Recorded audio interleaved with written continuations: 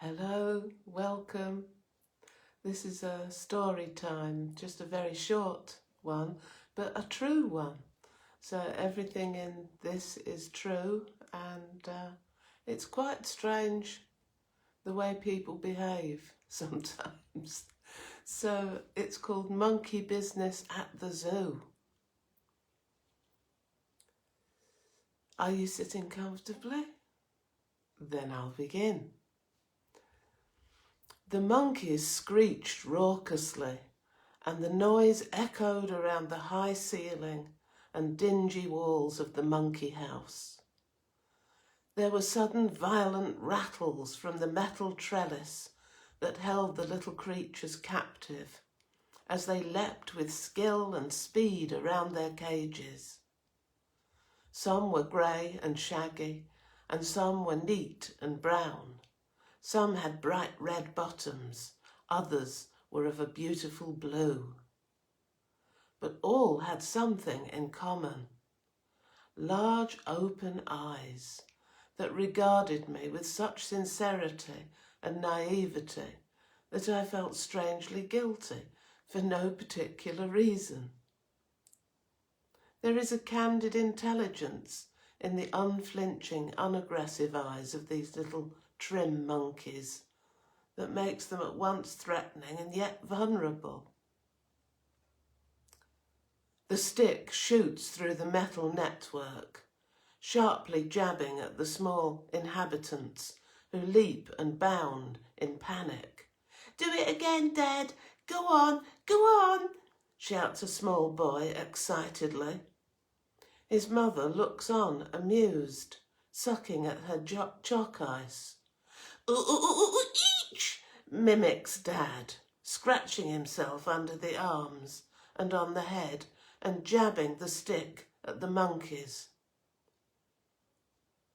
The monkeys observe the performance curiously, and for a moment one wonders which side of the wire net the zoo's acquisitions reside and which side holds the visitors. People are passing by with their children. Some of them chuckle at the scene, others stare and move on, but none object. Outside, into the fresh air and sunshine, the hollow screeches fade behind me. I stroll on past the seals, who are motoring sleekly around the lake.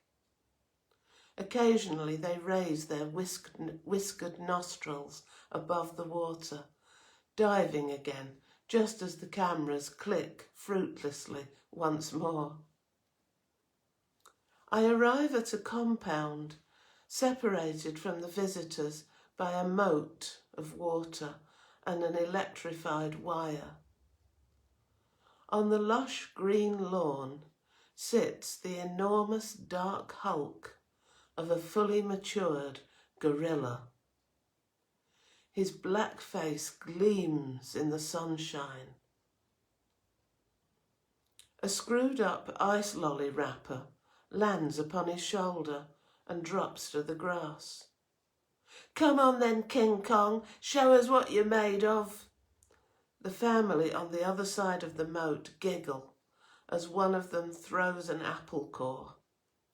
This hits the gorilla's head and drops into his lap. "He's not very lively, is he?" comments the moronic tormentor's wife. The gorilla shifts and scratches. Then he raises his great head and looks at the baiters and the tormentors with unbelievably piercing small eyes, close together and unwavering. "Here, he's looking at you, Fred. He's got it in for you now." But Fred is fearless and undaunted. He sees himself as the primitive hunter, rippling with strength and courage behind the moat and the electrified wire.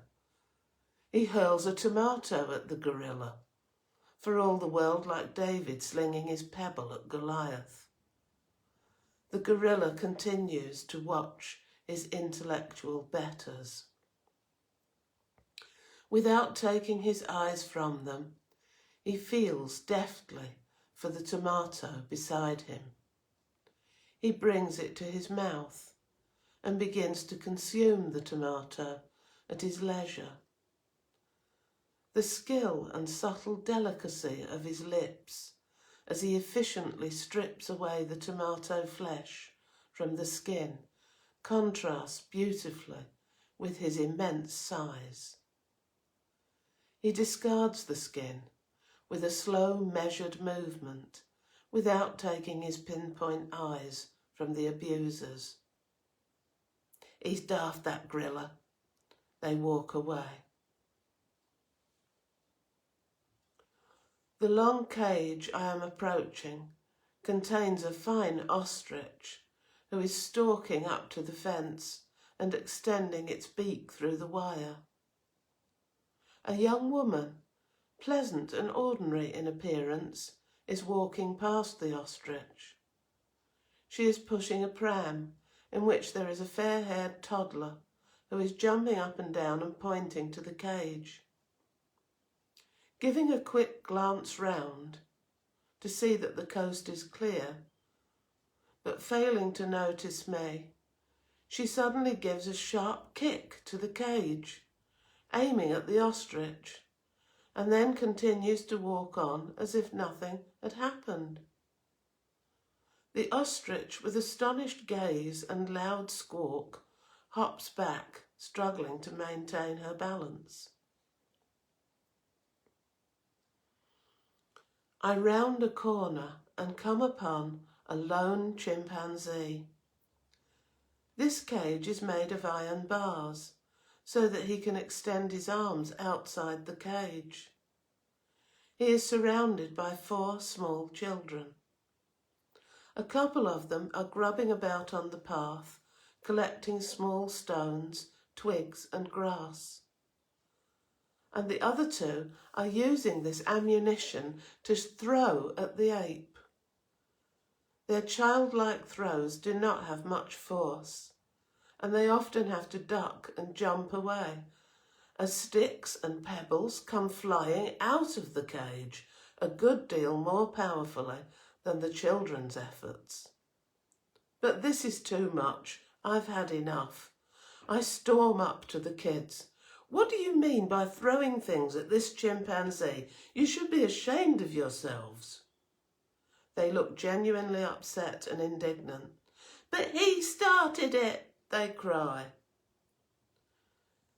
The chimp is indeed still throwing anything he can find. A bunch of straw lands at my feet. Well, I say uncertainly, he lives here, so be off with you. As they wander off, scuffing their shoes and muttering protest, I look at the chimpanzee. He rolls back his lips from his plentiful teeth and chatters at me amiably. Yes, thinks I, perhaps he did start it. At last I have intervened, but I suspect only in this case to champion the culprit. I chatter amiably back at my ancestor. Yeah, so that's all true. It's an interesting account of my little trip to the zoo and my observations. So I hope you enjoyed it, and take care of yourself. Blessings. See you later.